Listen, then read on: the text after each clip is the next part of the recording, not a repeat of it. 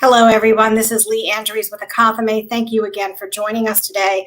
And today we've got a very heavy hitter, Cory Lebson, who is an author of several books, was a consultant with my former company, Equent, and he also introduced me to my first usability lab. I am honored to represent and present Cory Lebson from Lebsontech. Thank you for joining us today, Cory. So, Cory's got some hard questions to answer today, and we're going to get right to it. And again, I want to thank you all for joining us. If you have questions, just post them in the comment section. We will see them. We are going live on YouTube and LinkedIn. So, Cory, first question. I have to get my glasses on. One moment, please. Let's talk about storytelling. Storytelling within the UX space. How important is it, the practice of storytelling, in your career, and what are the critical components that you see? Very good question. So first of all, narrative is everything in UX. UX is about people, and that's multifaceted, because people, you need to tell the story of the people. You need to tell the story of how those people, how those users are using the system. When you design, you're designing for a person or people, and for user groups and for audience groups, but you're designing not just for them, but their journey, their story. When you're doing research, you get findings, right? But the findings are not going to be, okay, make change, good, make change. No, it's the narrative of the story of the experience that people have. So I would say, storytelling is one of the most important things in any part of user experience, wherever you are. It's just critical, and the skill to tell a story is also a very, very critical skill, no matter where you are in UX. Yeah, is it, so what's more important, the words, the presentation style, the conviction that you have, the authenticity? What is it that just makes somebody a great storyteller, and especially in the design community? Because we can tend to get a little personal and passionate about what we want, right? Well, being passionate is fine, but being honest is also important. I've seen storytelling that doesn't sound real. It's got to sound real because it's got to be real. It's got to be honest. It's got to be accurate. I mean, you've got to understand. A storyteller must have empathy to really kind of absorb the feelings, the inspiration, the knowledge gained, and then to convey it honestly, accurately, and convincingly. So that honesty and that empathy, I think, build the story in a way that nothing else can. And facts, right? We really need to hone in on the facts, because that's really what user experience is about, is making decisions based on the data, right? Yes, yeah, but the data alone. I mean, I'm personally a qualitative researcher, because I realized my passion was not just for the facts, but those facts as they are framed. This is that framing in the story itself. So yes, so for sure. That's a really good point. So let's talk about what you actually do. So before we go any further, let's talk about your type of research. What type of research do you focus on? So basically, I'm a qualitative user experience researcher. Basically, I have my swim lane. My swim lane is qualitative research. That is technology based. That may get into market research a little bit, but really not. Really, it's solidly in that user experience space. So kind of it's multifaceted in that single swim lane. I mean, that also includes evaluation. So sometimes, and just yesterday, I was doing a video design critique workshop, where there are no users yet. Their story is still there, and ultimately there will be users because they're going to come in. But to do this usability study, but ultimately it's the evaluation and it's the actual user research that go into understanding users, building the stories, and conveying the findings to improve the technology. So you roll up your sleeves and you get right in there with the users. Yes, for sure. It's it's real. What I enjoy most is meeting the users. It's really really whatever the audience group is, and often they're audience groups that I've certainly never talked with these audience groups about their jobs or these particular areas of interest. And I learned something new. I've learned about farming. I've learned about being a trucker, driving a truck. Recently, I've learned about really all these topics where you're not going to have discussions about farming and farm equipment, but you do as a user researcher. That's amazing. So you're working with agriculture and transportation. What other industries do you support? To be honest, I'm pretty industry agnostic. There was only one agriculture project, very limited transportation there. I live in the DC area, and I've been here. I grew up in Maryland, so I've been in the area for a very long time. By exposure, it started with federal government a long time ago. Now I'm actually not doing any federal government work, but I am doing a lot of state government work, which is actually very intriguing, and in some ways a little more interesting because each state is different. Also, in the federal political climate and like a lot of controversy going on, states each one is unique, each one is different. It's an enjoyable place to be right now, as well as smattering of nonprofits and commercial and the occasional social media, whatever. Really, I'm very industry agnostic ultimately as I go. So now you're taking me off track of the initial questions I was going to ask, because now I'm curious about your career path. So there are over 20 million unemployed people right now, and there isn't a day that goes by when I'm not asked, should I even try to look for a job? Should I start my own company? Blah blah blah. How did you go from? I'm assuming that you went from employee to independent contractor. How did you make that switch, and what are some of the things that are needed to be able to do that successfully? So it's a good question. Actually, that ties very well into the economy because and kind of the way things feel right now. Because in fact, I made the decision in 2008. There was already some murmur in the market, murmur in the economy, things not so good. But I was like, you know what? I was that back then it wasn't user experience, it was usability, but a usability director at a company at a company doing in-house work, and I think, you know what, now it's time to go off my own. This is an intriguing pathway, whatever. And then the whole economy crashed. But in fact, I discovered that it wasn't so bad. The world was bad at that point, or at least it felt that way. But in terms of workflow, it didn't stop then. I can't say every year has been wonderful, but it wasn't then. It wasn't at that point.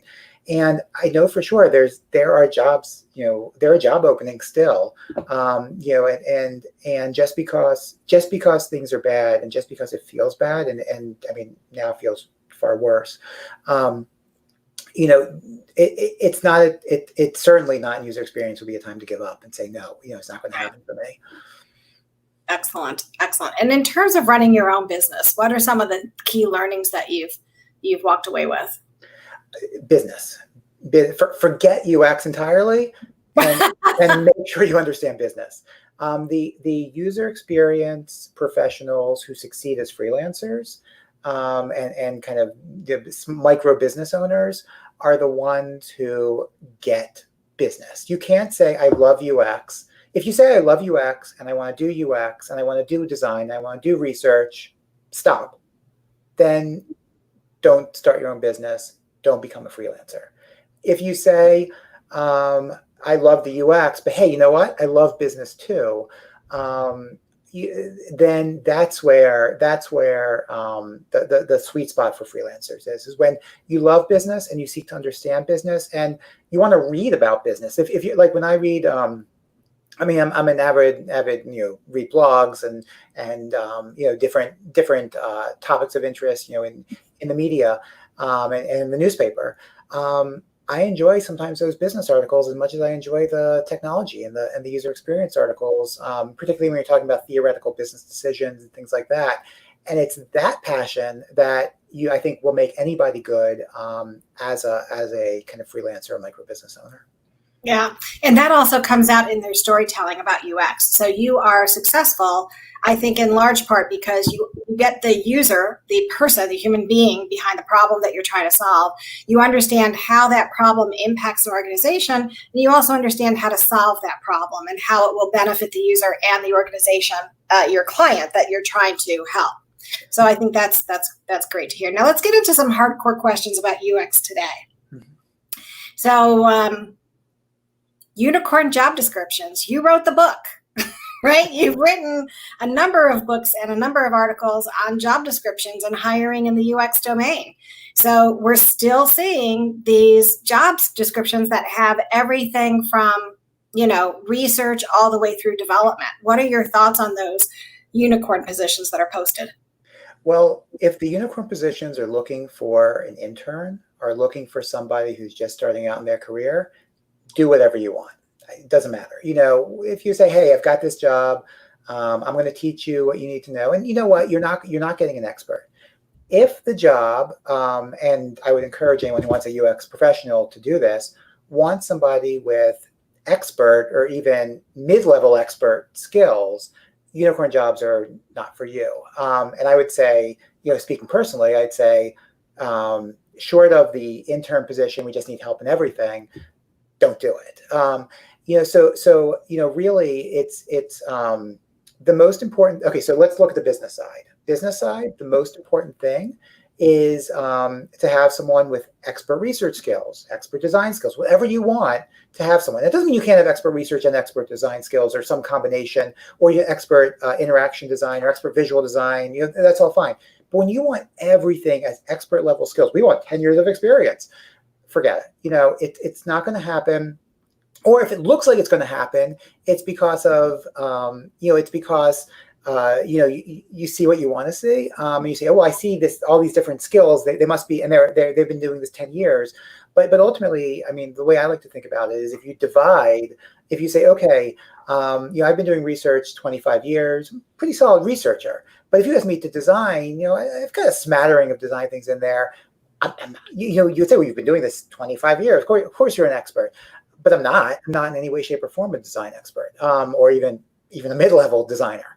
And if you take any skill and say, well, half design, half research, half visual design, half interaction design, half some service design, whatever, I mean, ultimately you're dividing it up and the expertise level decreases. And I'd say that also to job seekers.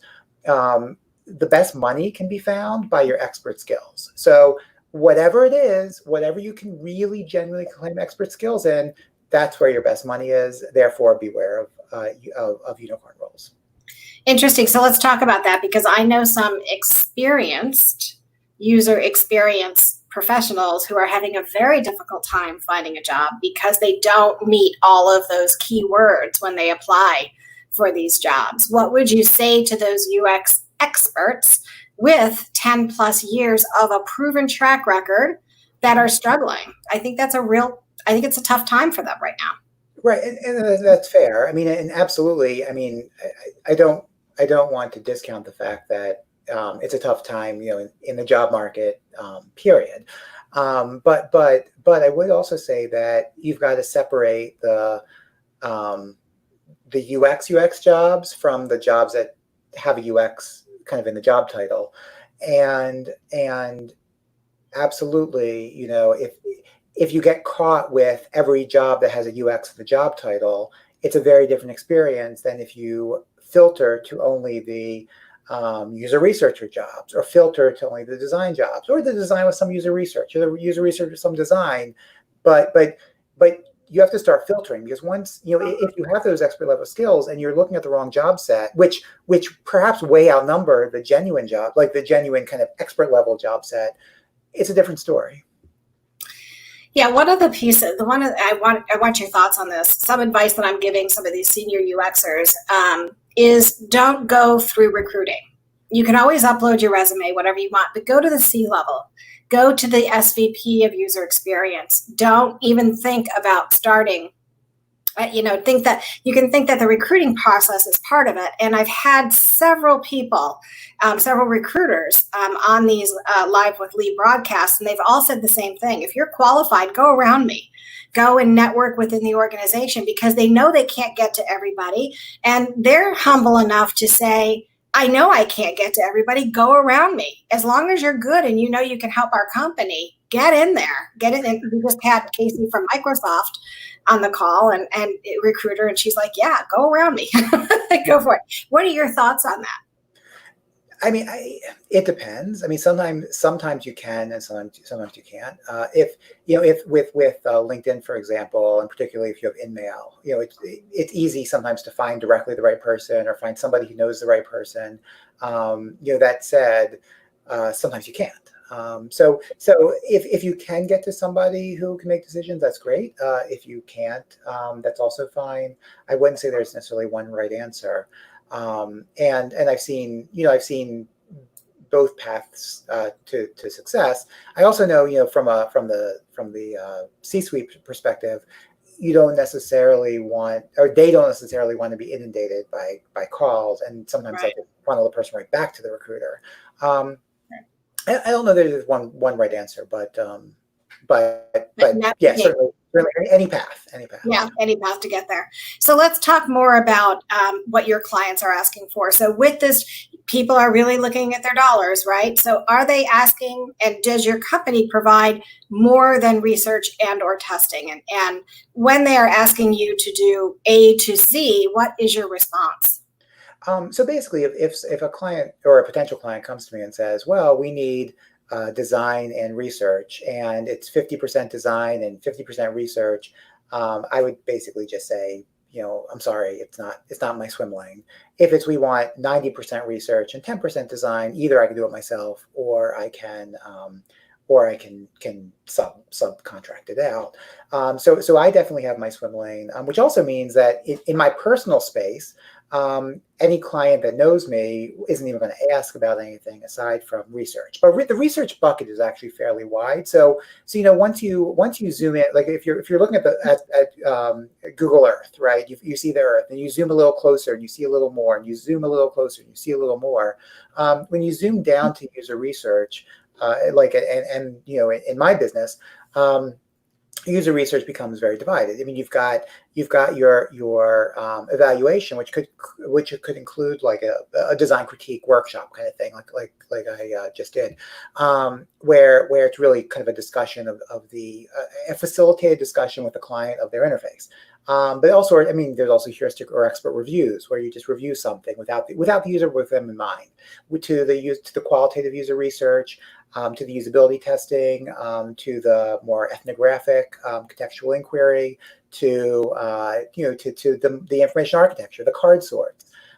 There's so many different techniques to employ, as well as a kind of border on the market research, like help us understand our market, help us formulate, to the strategic kind of business decisions, where should we be driving the business, to accessibility, which is one of my kind of passion areas, is making sure that that websites are accessible, and mobile apps are accessible, not just for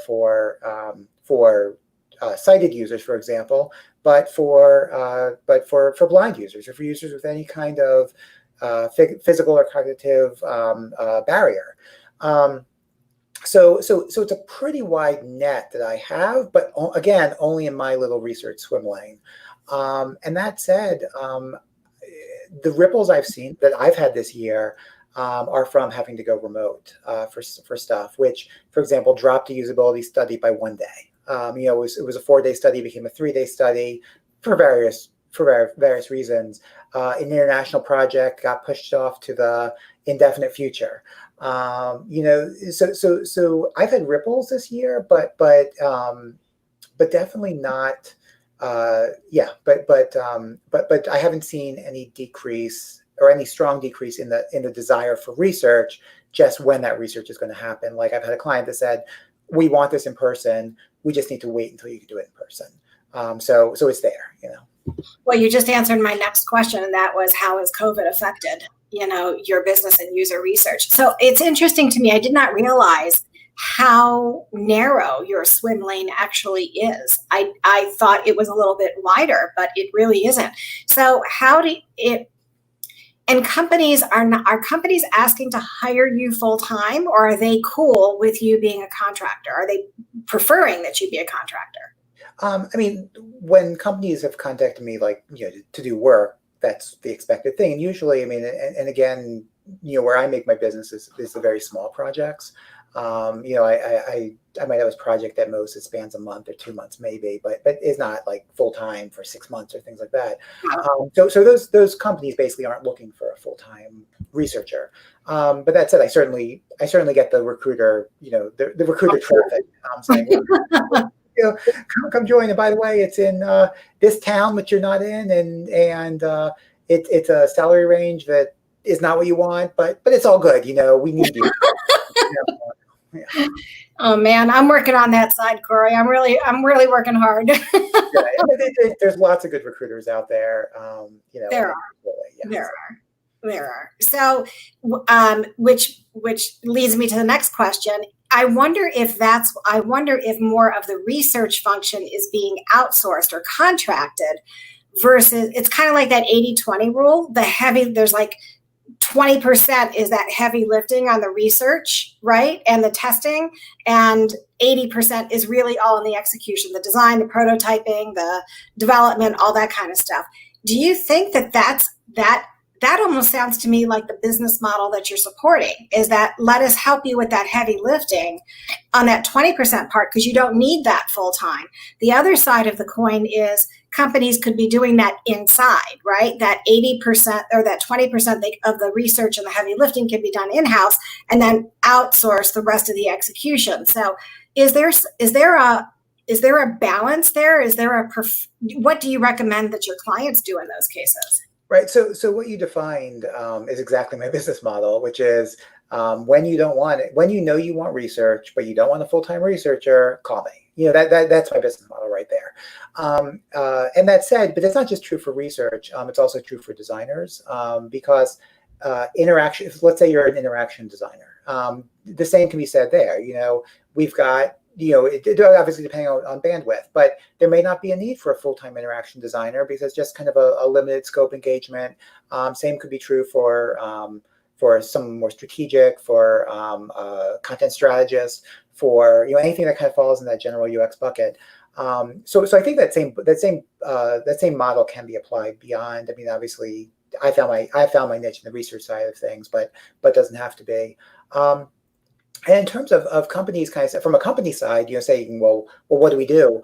Ultimately, it's just what you need. I mean, if a company needs a researcher who does design, that's not a hard thing to find necessarily. I mean, perhaps they'll be more expert in design or more expert in research, but and by design, I'm actually talking about interaction design right now. But if you want, say, interaction design who also does visual design, more of the artistic type. That's probably fine too. If you want that and research, well, it gets a little more tricky. When you throw in the coder, you want all that, and you want them to have coding skills.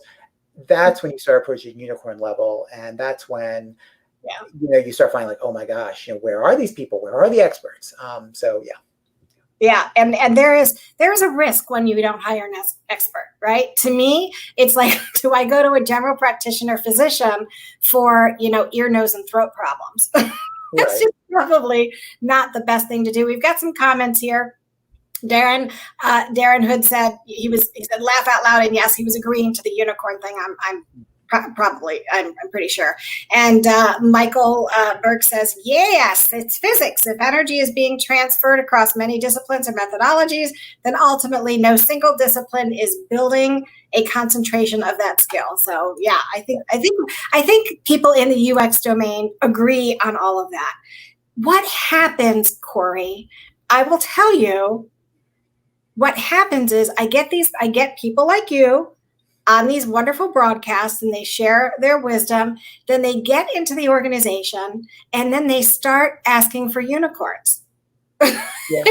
Because these unicorn positions are coming from somewhere, right? Well, I mean, I think from a business side, if you only have one headcount, business is tight, economy is tight, and not just this economy, but anytime you can say that. we have one headcount. We have enough money and then these UXers are kind of expensive too. UX salaries are, and by UX salaries, I don't mean with the UX tacked on, but true UX expertise. It's a fairly expensive skill set for a business to find. And then they say, well, we only have one. So where do we find that one? And okay, well, we need these skills. How are we going to get these skills done? Because we have one. And that's where the unicorn comes from. It's not necessarily that they probably know it's hard. They know it's difficult. They know it's not ideal, but they want their single head count. But I would say if they could just divide into two, just split your unicorn in half, into two half unicorns. So split it up as much as you can afford. This is when I actually suggest that they get freelancers. So if you can't hire a full-time person and all that comes with that, right? So you're looking at a full-time person plus 30 to 50% on top of their salary to keep them on your payroll. Why not just look at the project as a whole and define what skills are needed at various points of the development and design process? Does that make sense? And absolutely. I mean, that's where, like I say, that's where I earn my keep. Because basically I come in where it's a development an organization centered on the development of a product, and they're like, well, we just need one usability test. We just need a couple hours of your time to talk about that, to talk about the activities we'll do, whatever. For personally, yes, absolutely. Obviously, it depends on how much work you think you can give to someone. If you think, oh, you know what, we've got multiple projects, we're doing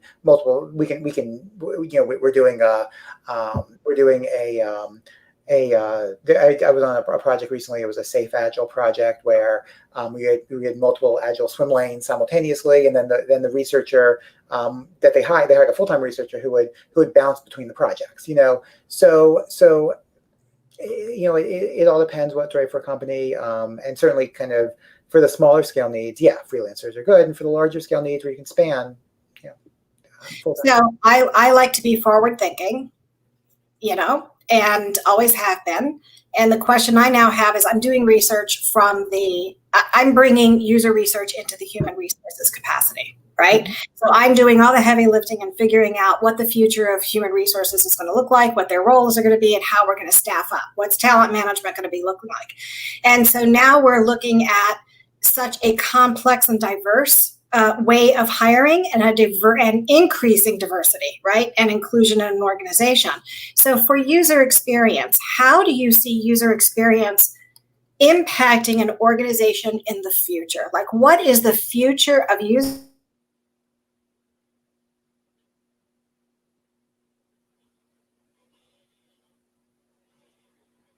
I think we lost you, Lee. Experience and how that's happening. There we are, and we're back. So how is user experience actually going to impact the future of people, right? User experience and people within an organization. That is a big question I'm trying to answer. So I guess it's not just user experience. The broader frame is the technology.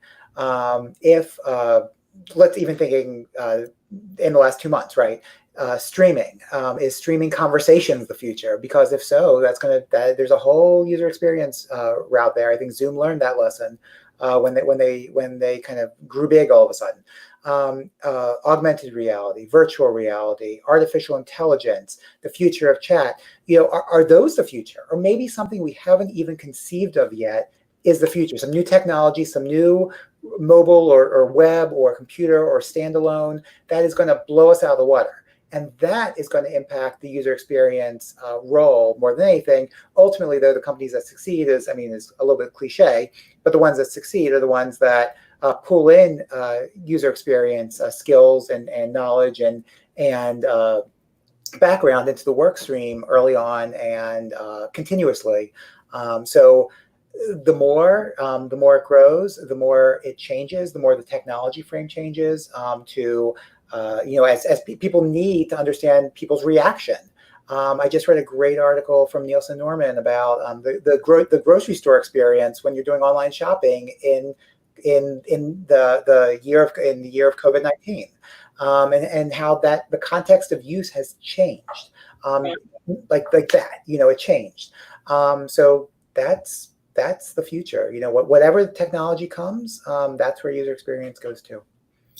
So we are at our 30 minutes. I can't believe it. And I did not get to a question that I am dying to ask you, which is about lean UX. What are your thoughts about lean UX? Just because, can you answer that really quickly? What are your thoughts? I would say more power to you. In terms of doing, if you say we have limited budget, or we just want to kind of have 3 users, 4 users, and then we're going to next week do another 3 or 4. Don't overdo it. But if you want to go slim on your UX, but have it kind of iterative, whether the design or the research or anything throughout the process, great. I mean, totally good. There's no right answer, and it doesn't have to be the traditional, like, I'm going to spend a month on this research project. If you can do it in a day, because you can. But again, pros and cons, always pros and cons, which no time to get into those, but absolutely. Yeah, and I think the question is on sometimes they're looking at internal users versus the actual users, and I think that's where the heated discussions happen. So, yeah. Cory, thank you so much. I expect to be asked to come on another broadcast on Live with Lee, because there are other questions, and it looks like we have one more question that I wanted to share with you. It was from Leah, who said, I'm seeing more of a trend of UI UX. What are your thoughts on these 2 disciplines combined? And I think you answered that. Well, and also I would throw out UI can be defined 2 different ways. UI can be defined as development, and UI can be defined as visual design. And when you have UX UI, sometimes it's used one way, sometimes it's used another way. And ultimately, it gets back to our unicorn discussion. Expert skills, not expert skills, and so on. In terms of kind of how much can you combine of expertise in a single person, and companies that want it all. Got it. All right. Well, thank you again. It has been an honor and a privilege for your time. And if anybody has any questions, don't hesitate to reach out to Cory. He is wonderful about LinkedIn, so he gets back to you right away. And I will talk to you all again tomorrow when we have Dana Chisnell, who started the USDS, US Digital Design Service, and is now trying to change the world in another capacity in supporting US citizens. So that'll be an interesting call. Okay, bye everyone. Great, thank you.